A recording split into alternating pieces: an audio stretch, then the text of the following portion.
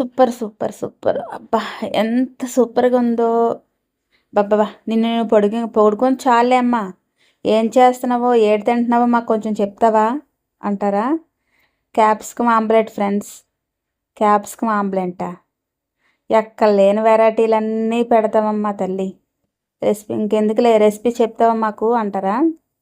అయితే క్యాప్సికమ్‌ని కట్ చేసుకొని ప్యాన్ పెట్టుకొని ఒక స్పూన్ ఆయిల్ వేసుకొని వేపుకోవాలన్నమాట. మూత పెట్టుకొని దోరగా వేగనివ్వాలి. ఈలోపు ఎగ్స్ తీసుకొని అందులోని సాల్టు, పసుపు, కారం వేసుకొని మన టేస్ట్‌కి తగ్గట్టు వేసుకొని మిక్స్ చేసుకొని పక్కన పెట్టుకోవాలి. ఈలోపు మన క్యాప్సికమ్ వేగిపోయిన తర్వాత వేగిపోయింది కదా!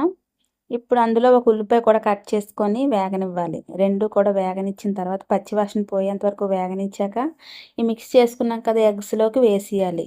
ఈ 2 కలిపి ఒక 10 నిమిషాలు పక్కన పెట్టాలి. 2 మిక్స్ అయిన తర్వాత ప్యాన్ పెట్టుకొని ఆయిల్ వేసుకొని ఆమ్లెట్ వేసేసుకోవడమే. తింటే చాలా బాగుంటుంది. పిల్లలు స్కూల్ నుంచి రాగానే వాళ్ళకి ఏంటి పెట్టాలి సాయంత్రం స్నాక్స్ కింద అనుకుంటాం కదా! ఇలా పెట్టామనుకోండి, ఇటు టేస్టీగా ఉంటుంది, అటు హెల్తీగా కూడా ఉంటుందన్నమాట. చాలా బాగుంటుంది. క్యాప్సికమ్ ఎందుకు వేపమన్నానంటే పచ్చివాసన పోయిందనుకోండి, పిల్లలు ఏటేసామో కూడా వాళ్ళకి తెలియక తినేస్తారనమాట. పచ్చివాసన రాదనమాట. ఇలా చేసి పెట్టండి, మీ పిల్లలు కూడా సూపర్‌గా తినేస్తారు. కొంతమంది అంటారు మా పిల్లలు అసలు తినరు అనేసి. ఎందుకు తినరు ఫ్రెండ్స్? బాగా వండెడితే ఏ పిల్లలన్నా తింటారు. ఒకవేళ వాళ్ళు తినట్లేదు అంటే మీకు వండడం రావట్లేదని అర్థం. ఒకవేళ మీరు వండుతున్నారు తినట్లేదంటే మాత్రం అది అబద్ధం అనమాట.